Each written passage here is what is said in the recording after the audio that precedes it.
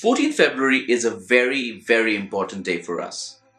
Well, not just because it's Valentine's Day, but also because this year Xiaomi will be launching their next major phone in India. Now, there are conflicting pieces of information as to what it is that Xiaomi is going to launch. So in this video, we are going to take a look at exactly what to expect from the Xiaomi launch, coming right up.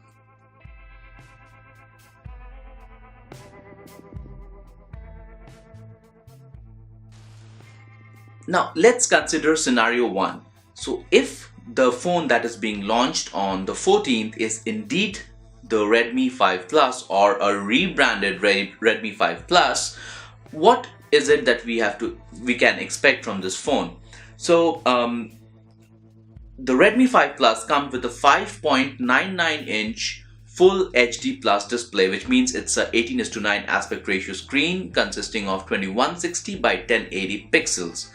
On the processor front, there are no major surprises. It runs the very well tried and tested Snapdragon 625 and comes with the standard Xiaomi configuration of 4GB RAM with 64GB of internal storage or 3GB paired with a 32GB storage. On the camera front, it comes with a 12MP rear shooter and a 5MP selfie camera. It comes with 4000 mAh of battery, which is a step down if we compare it to the Redmi Note 4, which came with a 4100 mAh battery. Now, let's take a little closer look at why this can be a feasible scenario for Xiaomi, or why is it that we can expect this to happen. Number one, the Redmi Note 5 is not yet launched in China. And what we have seen so far from Xiaomi is that all their new phones always get launched in China first, and then they reach the other markets that Xiaomi operates out of. So that kind of points towards the fact that the Redmi Note 5 might not be the phone that will be launching on the 14th, or even if it does, it will be a rebranded Redmi 5 Plus. To substantiate this claim further, if you look at the Redmi Note 4 that was launched in India last year, it was nothing but the Redmi Note 4X that was launched in China a few months before the launch actually happened in India. So even the Redmi Note 4 Indian variant is nothing but a rebranded Redmi Note 4X. Now, looking at why this might not be a possibility, there are a few things that I would like to talk about. So if we look at the specification that the Redmi 5 Plus offers, I think it is not a very big upgrade as compared to the Redmi Note 4, barring the 18:9 aspect ratio display. So for a phone in the Redmi Note series, which happens to be one of the best sellers for Xiaomi in India, I think it's a very big risk for Xiaomi to take to launch or introduce the Redmi Note 5 as a phone which has, from a specification perspective, no change when compared to the previous generation. If we look at the processor that this phone is supposed to come with, which is a Snapdragon 625, I feel that it's an overused processor as far as Xiaomi is concerned. If we look at their mid-ranger phones over the last 1.5 years, I think every phone that they have launched has come with a Snapdragon 625. So again, for a best-selling phone in India, it's a very big risk to come or to launch the phone with the same processor that the previous generation possessed. And number 3, Xiaomi in a recent statement have confirmed that their focus for the current year as far as the mid-ranger goes is on the imaging department or their camera.